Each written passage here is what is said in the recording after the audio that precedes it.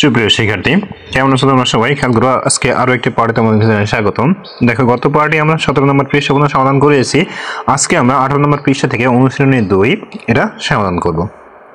দেখো, আমাদের এখানে বলা হয়েছে নিচের সংখ্যাগুলো তুলনা করো, ছোট চিহ্ন, বড় চিহ্ন অথবা সমান চিহ্ন দিয়ে। এখানে কিন্তু তিনটা চিহ্ন ব্যবহার করতে হবে, ঠিক আছে? এটার নাম ছোট চিহ্ন, এটার নাম বড় চিহ্ন, এটার নাম সমান চিহ্ন। তো চলো আমরা ফার্স্টে আমরা খেয়াল করি। দেখো, প্রথম যেটা রয়েছে এ পাশে আর এই পাশে, তো আমরা একটু তুলনা করার চেষ্টা করি। দেখো, প্রথমে মিল আছে 8, এ পাশেও মিল আছে 8, দুইটাই মিল আছে, দুইটা আমরা বাদ দিয়ে দিলাম। থাকবে কত? দেখো, এরপরে থাকলে হলো 4, এবারে থাকলে হলো 5। তার মানে নিশ্চিন্তে জানি 5 সংখ্যাটা বড়। 5 সংখ্যাটা যেহেতু বড়, তার মানে কি এই পাশের সংখ্যাটা আমার বড় আর এই পাশের সংখ্যাটা আমার ছোট। যেহেতু প্রথম সংখ্যাটা আমার ছোট, সেহেতু আমাকে ছোট চিহ্ন ব্যবহার করতে হবে, ঠিক আছে? আর আরেকটা কথা তোমাদেরকে বলে দিই, যে যখনই কোনো সংখ্যা তুলনা করবে তখন মাথায় রাখবে আমাকে আগে দেখতে হবে যে সংখ্যা দুইটি আমাদের একই অঙ্কের কিনা। যদি একই অঙ্কের হয় তাহলে আমি যেভাবে মাত্র বললাম সেইভাবে তোমরা তুলনা করবে। আর যদি কম বেশি হয় তাহলে যে অঙ্কটা বেশি হবে সেটা কিন্তু বড় হবে। এবার খেয়াল করো, ঠিক একইভাবে আমরা এবার 2 নম্বরটা তুলনা করব। তাহলে প্রথমে 1 রয়েছে, বাদ দিয়ে দিলাম। পরে 1 রয়েছে, তারপরে 1 রয়েছে, বাদ দিয়ে দিলাম। এবার দেখো, তারপরে 1 রয়েছে, তারপর 0 রয়েছে। তার আমরা নিশ্চিন্তে জানি 1 বড় হবে, তার মানে এই সংখ্যাটাই আমার বড় হবে, ঠিক আছে? বড় দিয়ে দিলাম, বড় চিহ্ন।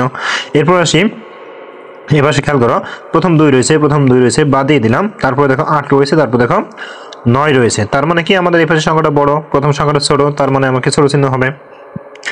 এরপরে খেয়াল করি, আমার রয়েছে কত? প্রথম রয়েছে 2, তারপর রয়েছে কত? 2, বাদ দিয়ে দিলাম।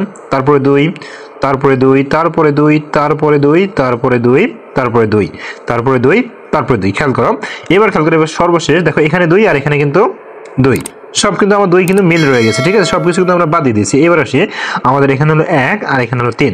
তো 3 সংখ্যাটা এই পুরোটাই আমাদের বড়, তার মানে প্রথম সংখ্যাটা ছোট, যেহেতু সেটা আমাকে প্রথমে ছোট চিহ্ন ব্যবহার করতে হবে, ঠিক আছে? ঠিক একইভাবে আমরা চলে আসলাম। এরপরে দেখো, খেয়াল করো, এখানে 1 বাদ দিয়ে দিলাম, এখানে 0 বাদ দিয়ে দিলাম, এখানে 1 বাদ দিয়ে দিলাম, এখানে 1 বাদ দিয়ে দিলাম, এখানে 0, এখানে 0, এখানে 0, এখানে 0 এবং এখানে 1, এখানে 1, মানে 1 তার মানে আমরা বলতে পারি আমাদের দুই পাশের যে অঙ্ক, সেই দুই পাশের অঙ্ক আমাদের একই রকম। যেহেতু একই রকম, সেহেতু আমাদের সমান চিহ্ন হবে, ঠিক আছে? আবার যদি একটু খেয়াল করো, দেখো এখানে 2টা 4টা 6টা, ঠিক একইভাবে 2টা 4টা 6টা। দেখো, এবার খেয়াল করো সুপ্রিয় শিক্ষার্থী, দেখো আমাদের এইবার যে অঙ্কটা আমরা করতে চলেছি সেখানে কিন্তু আমাদের দুই পাশের অঙ্ক কিন্তু একই রকম নেই, ঠিক আছে? যদি খেয়াল করে দেখবা, এখানে আমাদের অঙ্ক সংখ্যা হলো 6টা আর এখানে যদি খেয়াল করো তাহলে অঙ্ক সংখ্যা আমার 7টা। আমি তোমাদেরকে বারবার করে বলেছি যে সংখ্যাটার অঙ্ক সংখ্যা বেশি হবে সেই সংখ্যাটাই বড়। তো দেখো, প্রথম সংখ্যাটা অঙ্ক সংখ্যা বেশি, তার মানে কি প্রথম সংখ্যাটা আমার বড়, ঠিক আছে? আচ্ছা, এবার দেখে বলা হয়েছে নিচের 6টি নম্বর কার্ড ব্যবহার করে 6 অঙ্কের সংখ্যা তৈরি করো। তাহলে এখানে 6টা নম্বর কার্ড দেওয়া রয়েছে। প্রথম বলা হয়েছে বৃহত্তম সংখ্যাটি তৈরি করো। বৃহত্তম সংখ্যাটি তোমাকে তৈরি করতে হবে, তার সব থেকে বড় সংখ্যা। তাহলে দেখো, এখানে যা আছে তার মধ্যে কিন্তু, তো এখানে যা আছে তার মধ্যে আমাকে বৃহত্তম সংখ্যা তৈরি করতে হবে। তাহলে কিভাবে তৈরি করবো? বৃহত্তম মানে হলো বড় থেকে আস্তে আস্তে ছোট দিকে যাবে। তাহলে খেয়াল করো, আমি সমান এখানে লিখে নিচ্ছি। তোমার হেডলাইন লিখবা যে উপরের সংখ্যাগুলো ব্যবহার করে বৃহত্তম সংখ্যা তৈরি করা হলো। তারপর লিখবা যে দেখো, সর্বপ্রথম লিখবা 8, তারপর লিখবা সর্বপ্রথম লিখবো 9, একটু মিস্টেক হয়েছে। সর্বপ্রথম লিখবো কত? 9, সব থেকে বড় 9, তারপর কত? 8। তোমরা চাইলে এখানে একটা কাজ করতে পারো, সেটা হলো চিহ্ন ব্যবহার করতে পারো, চিহ্ন, ঠিক আছে? এইভাবে, তারপর 8, তারপরে আমাদের 6, তারপরে আমাদের 4, তারপরে আমাদের 2 এবং সর্বশেষ আমাদের 0, ঠিক আছে? আশা করি এটা বুঝতে পারছো। এবার দেখো, বলা হয়েছে ক্ষুদ্রতম সংখ্যাটি তৈরি করো। তো ক্ষুদ্রতম সংখ্যা কি? ঠিক একইভাবে হেডলাইন লিখবা যে উপরের অঙ্কগুলো ব্যবহার করে ক্ষুদ্রতম সংখ্যা তৈরি করা হলো। লেখার পরে এবার আমরা ক্ষুদ্রতম সংখ্যা তৈরি করব উল্টাভাবে। তবে মাথায় রাখবা, শূন্যটা কিন্তু সবসময় আমাদের একটা সংখ্যা পরে দিতে হয়। তার মানে আমাদের প্রথমে 2, তারপরে দেখো 0, এরপরে খেয়াল করো, এরপরে হলো 4, এরপরে 6, এরপরে 8, এরপরে 9, ঠিক আছে? তাহলে কিন্তু আমাদের ক্ষুদ্রতম সংখ্যাটাও তৈরি করা হয়ে গেল। আচ্ছা, এবার আসি, আমাদের বলা হয়েছে বৃহত্তম বিজোড় সংখ্যাটি তৈরি করো। বৃহত্তম বিজোড়, তাহলে আমরা এখন কি করব? বৃহত্তম বিজোড় সংখ্যা তৈরি করবো, ঠিক আছে? তো আমরা একটা কাজ করি, উপরের সংখ্যাগুলো আমরা মুছে দিই। উপরের সংখ্যাগুলো আমরা কি করি? মুছে দিই। আচ্ছা, মুছে না দিয়েই তোমাদেরকে আমি বোঝানোর চেষ্টা করি। দেখো, আমাকে তৈরি করতে হবে কিন্তু বৃহত্তম বিজোড় সংখ্যা। তাহলে খেয়াল করো, আমি এটা উত্তরটা নিচে লিখি, এখানে লিখি বৃহত্তম বিজোড় সংখ্যা। দেখো, তো আমরা ফার্স্টে আগে এটা আইডেন্টিফাই করব যে আমাদের বিজোড় সংখ্যা কোনগুলো। তাহলে এই কার্ডের মধ্যে আমাদের বিজোড় সংখ্যা কোনগুলো? দেখো আমাদের বিজোড় সংখ্যা হলো 9, শুধুমাত্র কিন্তু 9। খেয়াল করো আমাদের এখানে বিজোড় সংখ্যা কিন্তু শুধুমাত্র 9। তার মানে আমরা যদি বলি যে বৃহত্তম বিজোড় সংখ্যা শুধুমাত্র 9, আর কিন্তু অন্য কোনো সংখ্যা আমার এখানে আসবে না। ঠিক আছে, আচ্ছা এবার আমরা এটা মুছে দিলাম। দেওয়ার পরে তো এরপরে দেখো এরপরে যেটা রয়েছে সর্বশেষ বলা হয়েছে ক্ষুদ্রতম বিজোড় সংখ্যা তৈরি করো। ক্ষুদ্রতম আমাকে বিজোড় সংখ্যা তৈরি করতে হবে। ক্ষুদ্রতম মানে কি? আমরা ছোট থেকে বড়। এবার এটাও ক্ষেত্রে কি আমাকে বিজোড় সংখ্যা তৈরি করতে হবে। তো খেয়াল করো আমাদের এখানে বিজোড় সংখ্যা কিন্তু শুধুমাত্র একটা, তার মানে আমার ওইটাই বৃহত্তম বিজোড় সংখ্যা, আবার ওইটাই আমাদের ক্ষুদ্রতম সংখ্যা বিজোড় সংখ্যা। আশা করি খুব সুন্দরভাবে এটা বুঝতে পেরেছো। এবার আমরা চলে যাবো 3 নম্বর দাগে। দেখো বলা হয়েছে 3 নম্বর দাগে বলা হয়েছে কয়েকটি শহরের জনসংখ্যার তালিকা নিচে দেওয়া হলো। এখানে কিন্তু কয়েকটি শহরের জনসংখ্যার তালিকা দেওয়া হয়েছে। সংখ্যাগুলোকে ছোট থেকে বড় ক্রম অনুসারে সাজাও। তোমাকে বলা হয়েছে ছোট থেকে বড় ক্রম অনুসারে সাজাতে হবে। তারপর বলছে কোন শহরে জনসংখ্যা সর্বোচ্চ এবং কোন শহরে জনসংখ্যা সর্বনিম্ন সেটা তোমাকে বের করতে হবে।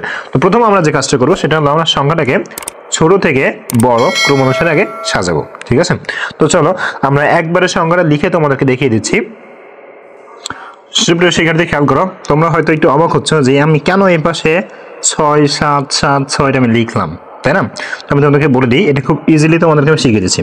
দেখো এই অঙ্কটা আমার 6 অঙ্কের, এটা আমার 7 অঙ্কের, এটা 7 অঙ্কের, এটা 7 অঙ্কের, এটা আমার 6 অঙ্কের। ঠিক আছে, এবার যখন আমাদের ছোট থেকে বড় সাজানো হয়েছে, কি বলা হয়েছে একটু খেয়াল করি। বলা হয়েছে ছোট থেকে বড় ক্রম অনুসারে আমাকে সাজাতে হবে। তো ছোট থেকে মানে সব থেকে ছোট সংখ্যা কত? তো এখন খেয়াল করো আমাদের এখানে যদি খেয়াল করি তাহলে এই তিনটা হলো একটা ক্যাটাগরি, আর এই দুইটা মিলে আমাদের একটা ক্যাটাগরি। একটা ক্যাটাগরি মানে আমি বুঝতে চাচ্ছি যে এই দুইটা আমার সব থেকে ছোট। 6 নম্বর অঙ্ক মানে 6টা অঙ্ক নিয়ে আমার সব থেকে ছোট। এখন প্রথম আমরা যে কাজটা করব, এই 6 অঙ্ক বিশিষ্ট যে দুইটা অঙ্ক, এই দুইটা অঙ্কের ভিতরে আমরা প্রথমেই ছোট অঙ্কটা খুঁজে বের করব। তো দেখো ফার্স্টে খেয়াল করি আমাদের এখানে রয়েছে 3, এখানে রয়েছে কত 8। 3 আর 8 এর মধ্যে সব থেকে ছোট কোনটা? 3। তার মানে বলতে পারি এটা হলো সব থেকে ছোট সংখ্যা, যার কারণে দেখো আমি সব থেকে ছোট এখানে লিখে দিয়েছি।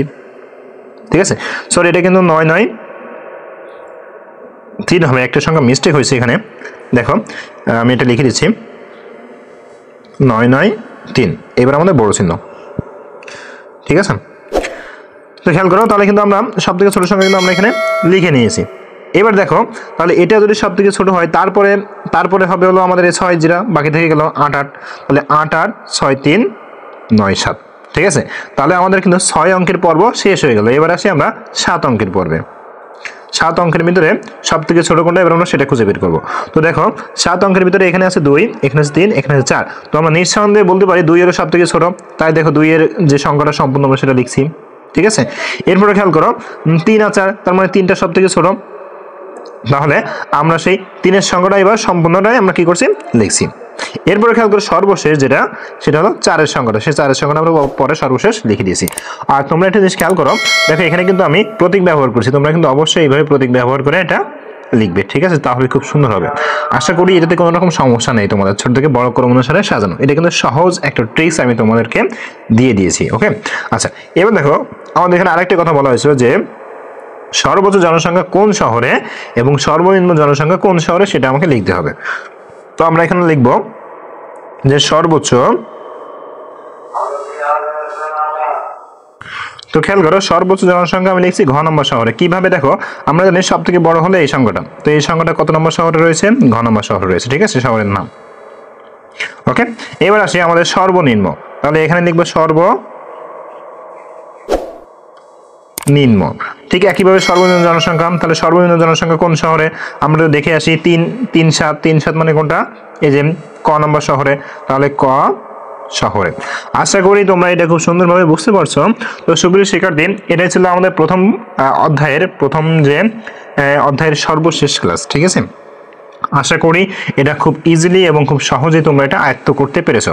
আমরা আগামী পিরিয়ডে বা আগামী পর্বে, আগামী ভিডিওতে, আগামী ক্লাসে আমি তোমাদেরকে অধ্যায় নাম্বার 2 এখান থেকে শুরু করব এবং যোগ এবং বিয়োগ সম্পর্কিত যত সমস্যা আছে সেগুলো পর্যায়ক্রমে ধাপে ধাপে তোমাদেরকে আমি করে দিব। ঠিক আছে, আর আমাদের চ্যানেল থেকে কিন্তু তোমাদের ইংলিশেও প্রকাশ করা হচ্ছে। অবশ্যই আমাদের ইংলিশের যে ক্লাসগুলো সেগুলো দেখে নিবে, দেখবা খুব সহজে এবং পুঙ্খানুপুঙ্খভাবে প্রত্যেকটা ওয়ার্ড মিনিং ধরে ধরে তোমাদেরকে শেখানো হচ্ছে। ঠিক আছে, সবাই ভালো থাকো, সুস্থ থাকো।